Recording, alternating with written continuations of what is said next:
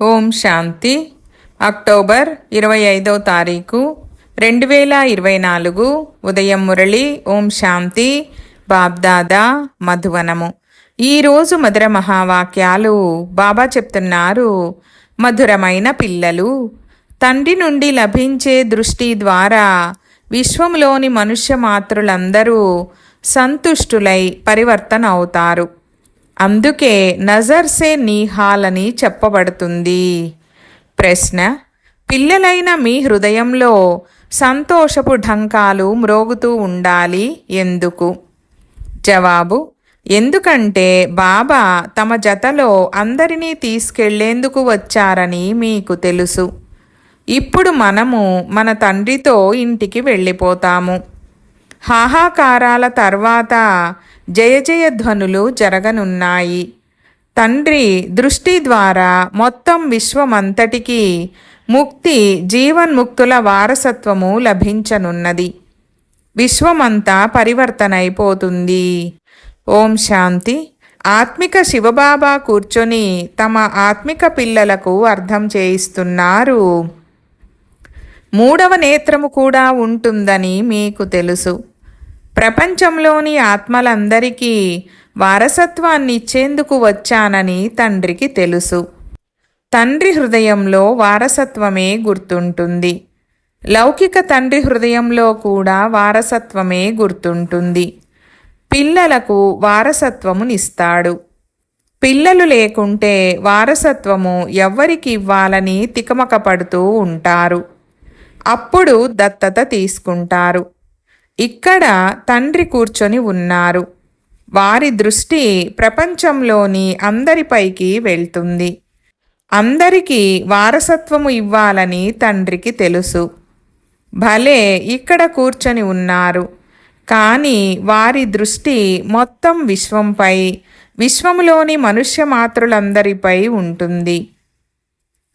ఎందుకంటే విశ్వమంతటినీ పరివర్తన చేయవలసి ఉంటుందని వారికి తెలుసు. ఇది పురుషోత్తమ సంగమయుగమని తండ్రి అర్థం చేయిస్తున్నారు. అందరినీ శాంతిధామము, సుఖధామానికి తీసుకెళ్లేందుకు తండ్రి వచ్చారని మీకు తెలుసు. అందరూ పరివర్తన అవ్వనున్నారు. Drama plan అనుసారము కల్పకల్పము పరివర్తనైపోతారు. తండ్రి పిల్లలందరినీ గుర్తు చేసుకుంటారు. వారి దృష్టి అందరిపైకి పోతుంది కదా. అందరూ చదవరు. డ్రామా ప్లాన్ అనుసారము అందరూ తిరిగి వెళ్ళాలి. ఎందుకంటే నాటకం పూర్తవుతుంది. ఇక కొంత సమయం గడిస్తే వినాశనం జరుగుతుందని అందరూ అర్థం చేసుకుంటారు. ఇప్పుడు నూతన ప్రపంచము స్థాపన అవ్వనున్నది. ఆత్మ చైతన్యమైంది కదా, కనుక తండ్రి వచ్చి ఉన్నారని బుద్ధికి తోస్తుంది. స్వర్గస్థాపన జరుగుతుంది. మనమందరము శాంతిధామానికి వెళ్ళిపోతాము. అందరికీ ముక్తి లభిస్తుంది కదా. మీకు ముక్తితో పాటు జీవన్ముక్తి కూడా లభిస్తుంది. ఇప్పుడు బాబా వచ్చి ఉన్నారు. మనము స్వర్గములోకి వెళ్ళిపోతాము.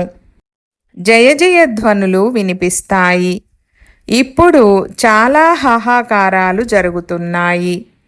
కొన్ని చోట్ల కరువులు వస్తున్నాయి. కొన్ని చోట్ల యుద్ధాలు జరుగుతున్నాయి.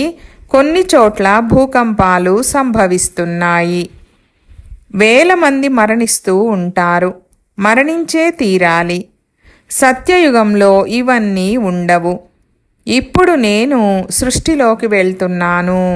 మొత్తం విశ్వమంతటా జయ జయ ధ్వనులు వినిపిస్తాయని తండ్రికి తెలుసు. నేను భారతదేశంలోకే వెళ్తాను.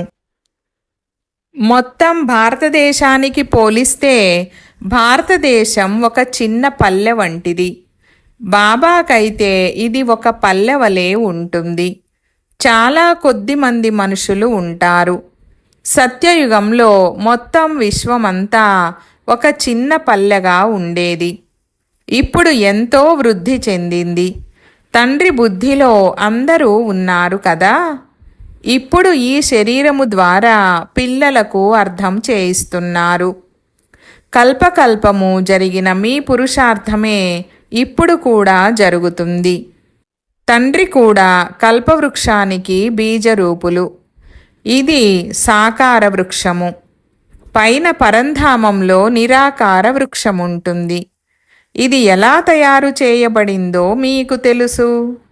ఈ జ్ఞానము ఏ మనుష్యమాత్రుల బుద్ధిలోనూ లేదు. తెలివిహీనులకు తెలివిగల వారికి గల వ్యత్యాసం గమనించండి. తెలివిగలవారు స్వర్గములో రాజ్యపాలన చేశారు.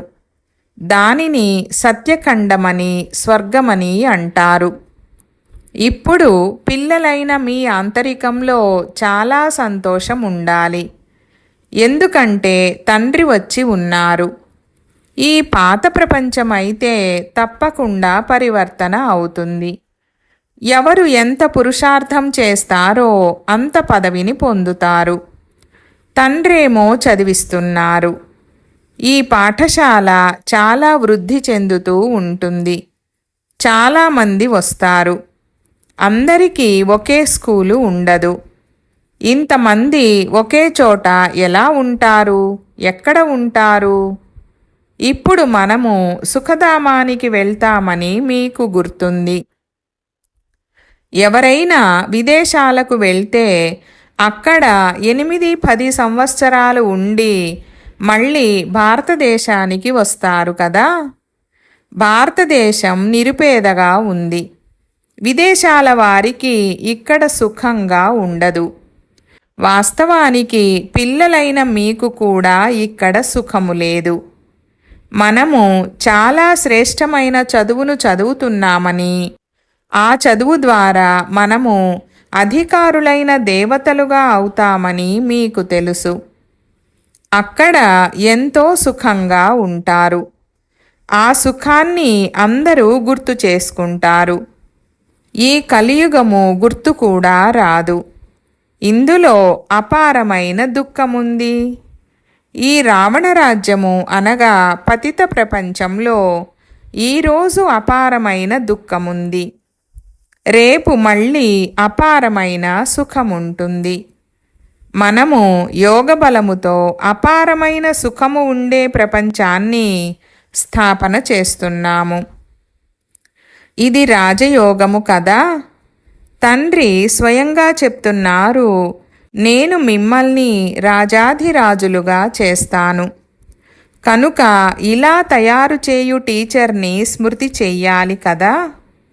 టీచర్ లేకుండా బ్యారిస్టరు, ఇంజనీరు మొదలైన వారిగా అవ్వలేరు. ఇది కొత్త విషయం. పరమాత్మ తండ్రితో ఆత్మలు యోగము జోడించాలి. అది లేనందునే చాలా కాలము వేరుగా ఉన్నారు.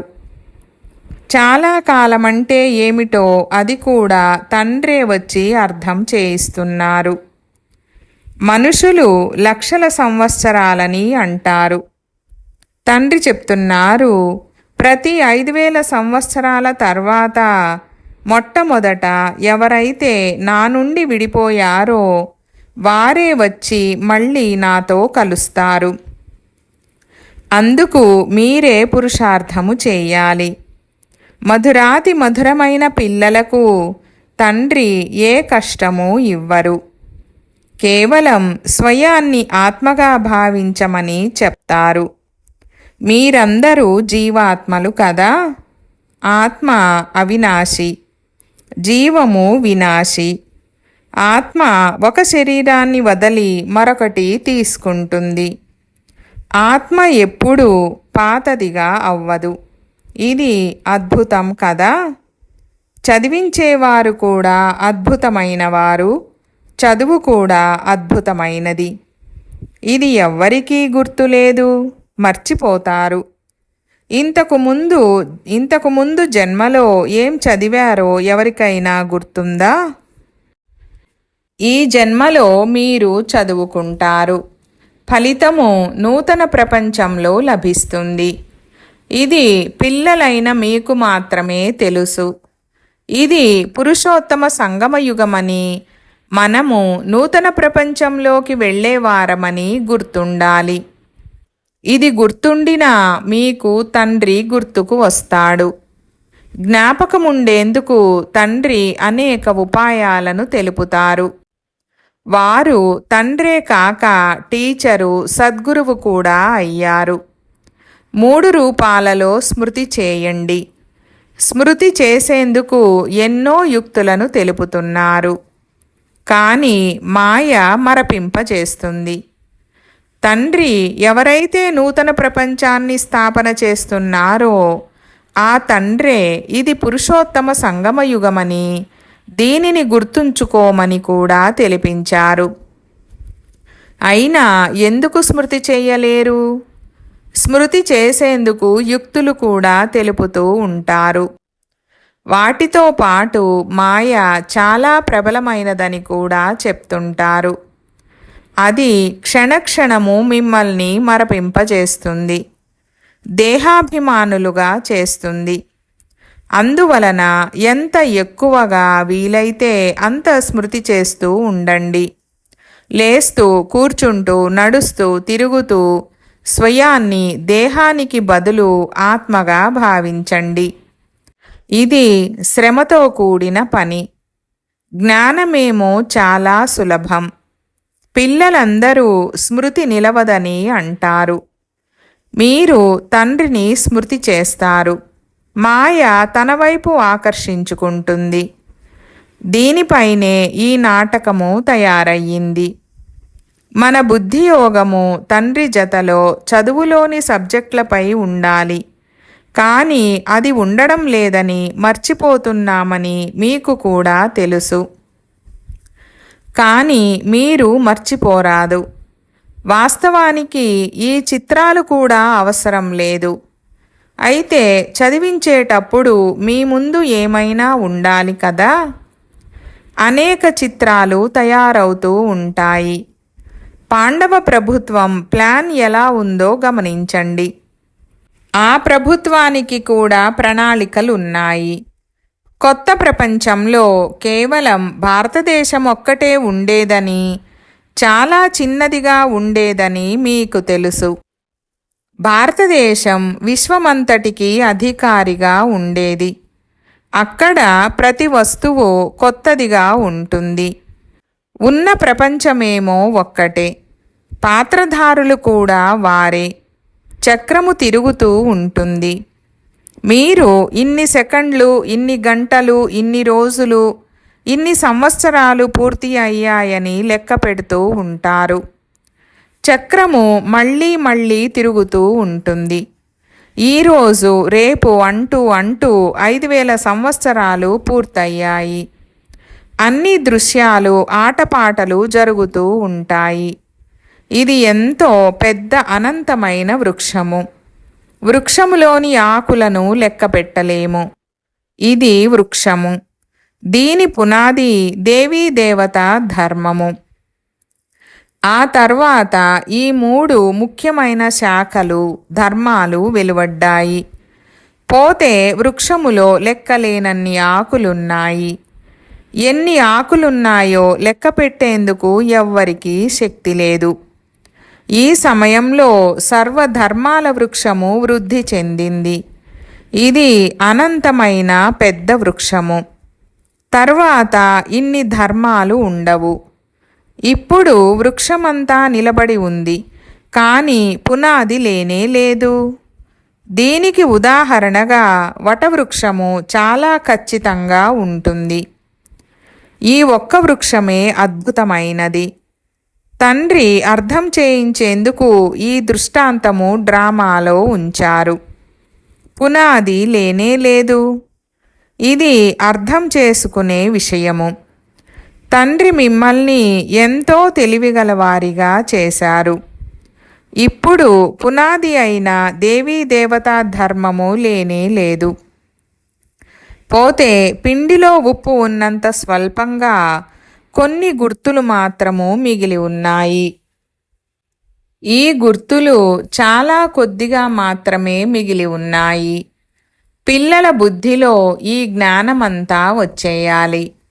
తండ్రి బుద్ధిలో కూడా ఈ జ్ఞానమంతా ఉంది కదా.